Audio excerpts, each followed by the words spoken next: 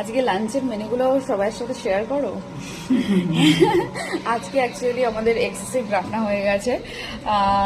আমি বলি, এখানে আছে গরম গরম ভাত,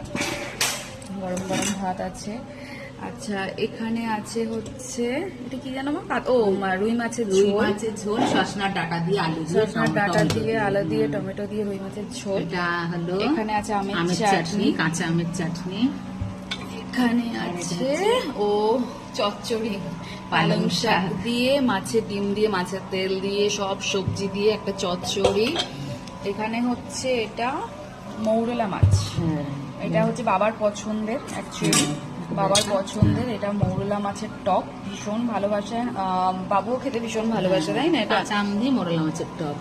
আর এইটা হচ্ছে বাবুর জন্য আলাদা করে ঝাল মাছের, যেহেতু ও ঝোল পছন্দ করে না, তাই জন্য একটু শুকনো শুকনো